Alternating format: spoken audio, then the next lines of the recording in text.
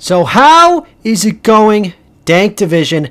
Dank Dan here, and we're going to be discussing the leaks, at least in regards to the Warzone side of Call of Duty Warzone Pacific Season 2, or Vanguard Season 2, depending on how you want to look at it. So let's dive right in. So this is going to be a recap for anyone who's already seen one of my videos covering the 3 operators that were leaked.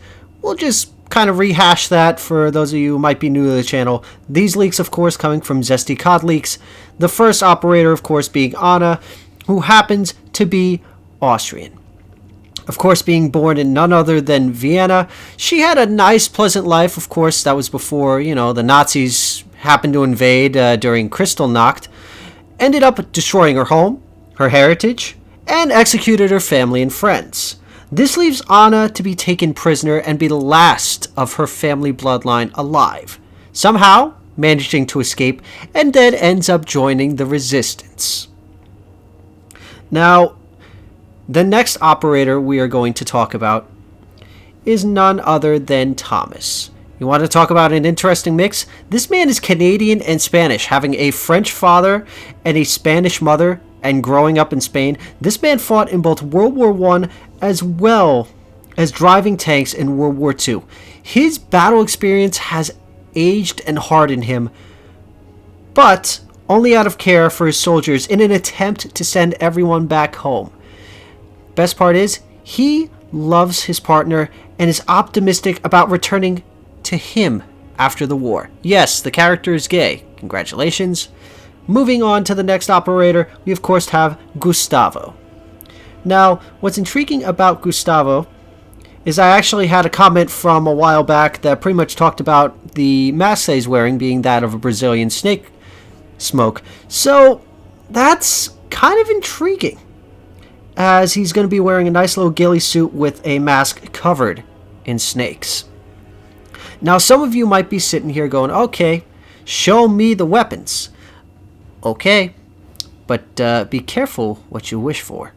The first weapon we're going to be talking about, of course, is called the chauchat. For those of you who don't know what this weapon is, well, let's just say, to be perfectly honest, I would refer to it as quite possibly one of, if not the worst, LMGs in history.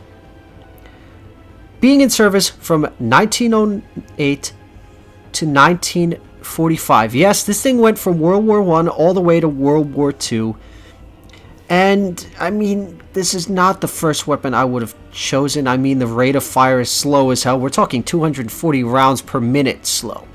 We are talking a muzzle velocity of 630 meters per second with a 20-round magazine.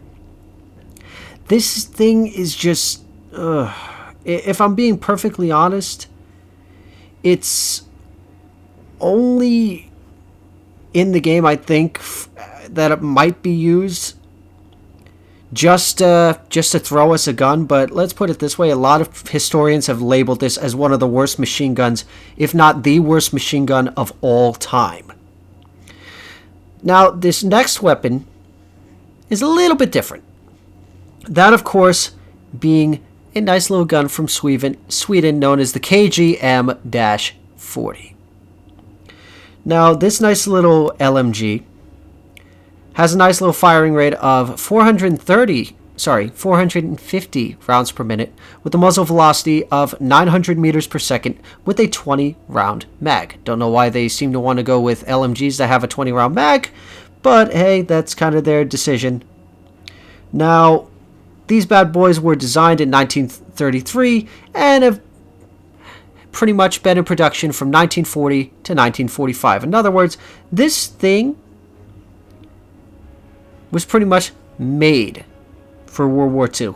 Now, this thing was actually made specifically by the Swedish Army as an attempt to replace the bar. It did not remain in service all that long, as complaints were quickly raised about its performance. By 1945, it had been pulled from general issue and was relegated to the Army Reserves, where it remained quite unpopular. After World War II, the weapon was just phased out and, of course, replaced with the bar. So that at least covers the weapons we will be seeing. Now, there is an additional shotgun that we don't have any clues on. If anyone has any ideas, by all means, the comment section is always open. Now, we're going to open up more on the Warzone side of things, as there isn't really anything solid and concrete in regards to the Vanguard side. So the main thing that a lot of people are looking forward to is the fact that the loadout is going to be reverting back to the original way, at least for the standard BR experiences. This means being able to buy your loadout right off the start, rather than having to sit by and twiddle your thumbs until that first free one drops. However, those of you who are playing the Vanguard modes are still going to find that, yes, you will be stuck having to wait for your loadout to drop. However, that'll be in half the time. Another thing that we'll be seeing specifically to Caldera is we are going to be seeing a new point of interest coming to the central region of the map. Specifically that area that's, I don't know, incredibly empty and boring everyone to frickin' death. Now, it's also worth noting that there has been some mentionings of the bunkers. It's pretty much being talked about that we might be seeing all these hatches get opened up, quite possibly opening up a nice little tunnel network for people to toy around with. Now, we also are hearing about a new vehicle. A 4-person piece of junk to fly around. That, of course, being bombers that are going to be exclusive to Vanguard Royale. 4-person vehicle, drop bombs on people, that type of sick, twisted shit. It's also worth noting that we are seeing talks of armored vehicles also coming to the map. Apparently, they're going to be non-hostile and they will drop tons of loot. It's also worth noting that there are going to be console improvements and fixes for both current and past-gen consoles. Now, why is that important? Look at the gameplay you're seeing in the background. That's on a Series X. I had my friend who also did some gameplay that was playing on the PS5. Looked almost identical to this. That should not be happening on the current-gen consoles. So hopefully the Season 2 update fixes that. Now, there is talk of a couple of things that we don't have too many details on, but I'll try to make the best of it. The first, of course, being Redeploy Balloons. Now, just going off the name of that alone, that almost reminds me of PUBG, where you drop something down, a helicopter swoops in, picks you up, and you're able to redeploy somewhere different. Now, I don't see that really being useful all that much in Rebirth, but something like Caldera, where you need to get halfway across the map, that opens up the chance for having a much more aggressive playstyle, or if you end up getting pinned down, having an escape route if and when necessary. There's also talk of what's called the Nebula 5 gas, as well as toxic canisters and personal decontamination stations used to get rid of toxic gas. Now, the big question is, Nebula 5?